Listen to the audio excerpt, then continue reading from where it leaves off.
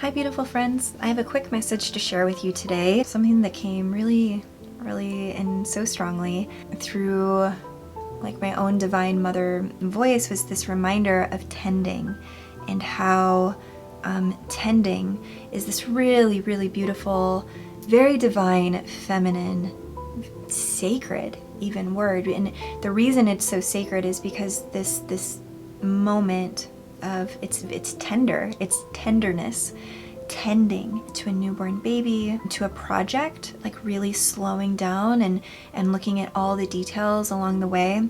This way of living and tending to things is such it's the reminder for today, is that your privilege to tend to things is one of the most precious gifts that we have. It's so much about the way that we go about the tending. It's those little fleeting moments. It's the moment of putting our hands behind a little newborn's head and just the way that that feels.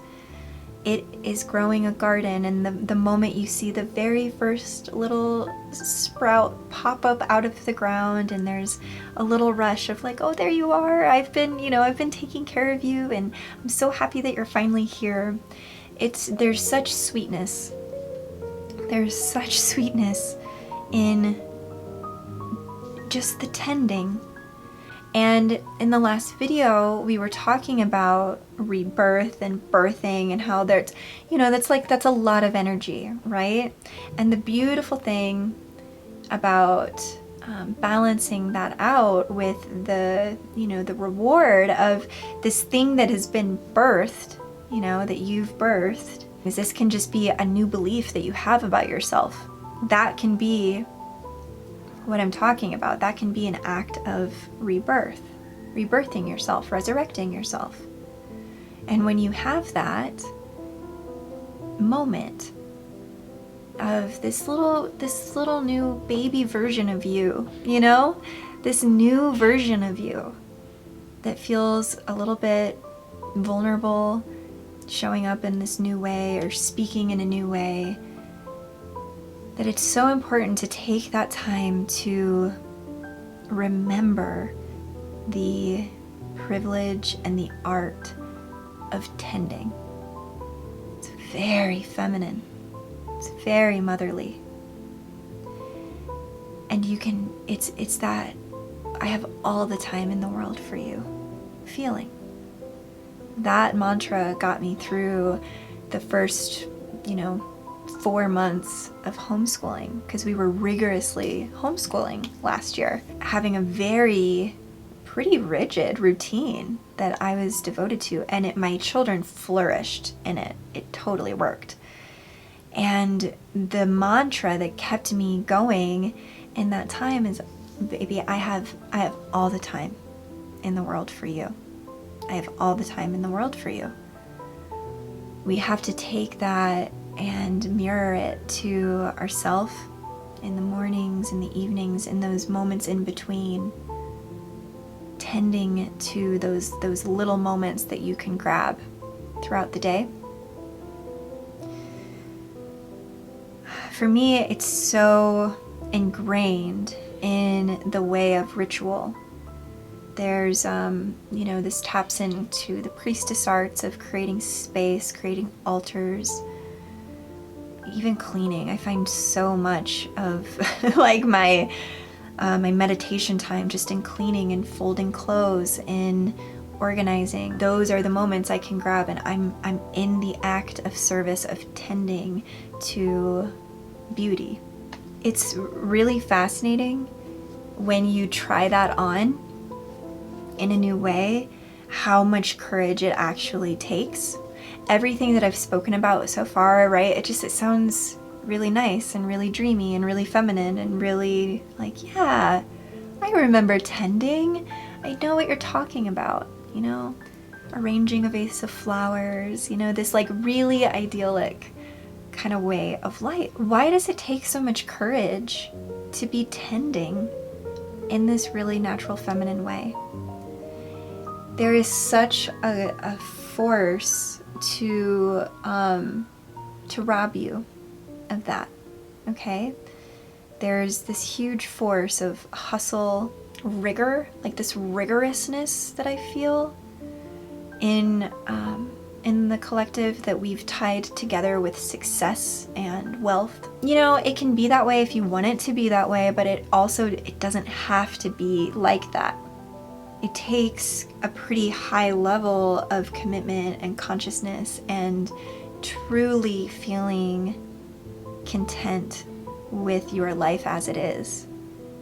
And many of us struggle with that or go through phases of struggling with that. But if you truly can appreciate and see the absolute blessings of life around you, and you really are living in that, you truly are living in a state of just like overwhelming gratitude, then there is space that opens up and time that opens up for slowing down, being more present, and tending to that present moment in the acts of tending to our lives. There is beautiful peace and timelessness that we can touch into for little moments, little glimpses of timelessness that we can drink in as energy. It's like a fountain of youth moment. This act of tending, always, when I think of it and when I speak of it, I see movement, okay? So if you're living a life that's feeling very stagnant right now, or you're like hearing what I'm saying and you like the way that it sounds, but you don't feel like personally like that's part of your day. And right now, maybe you're even hearing the excuses in your own mind of why it's not going to be that way for you. I love you. Okay, it's okay. Think about how could you add in some movement. Tending to your body and taking it out for a really nice gentle walk is such a nice way to tend to yourself and to your bones. Make a really, a loaf of bread that's going to take like 9 hours. Tend to it every step of the way. Come and talk to it and get present with it and savor the journey of it. Those things are built into my week. I need them to be. I need to come into these moments of movement, tending, listening, walking, to stay connected to that beautiful divine mother frequency that I'm here for. And I think you are too, if you're watching this YouTube channel. You'll find a much deeper connection to your own inner healer.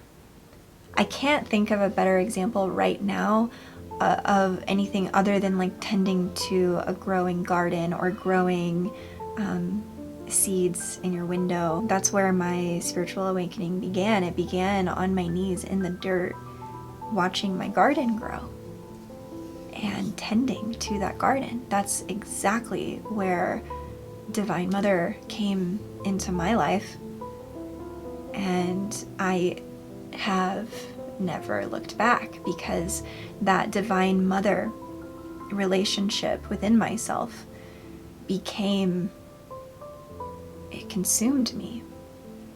It was this incredible teacher of how to be in this world in a way that feels the most authentic to me. The one of Divine Mother and the resonance that I feel emanating from Mother Earth herself as a Divine Mother is one that I see no rival to. I'm walking with the earth under my feet as an ally and as a resource of Divine Mother's love and as a mirror of Divine Mother's love. Being in nature, tending to nature, working with nature is what I think that at the end of the day, this all looks like.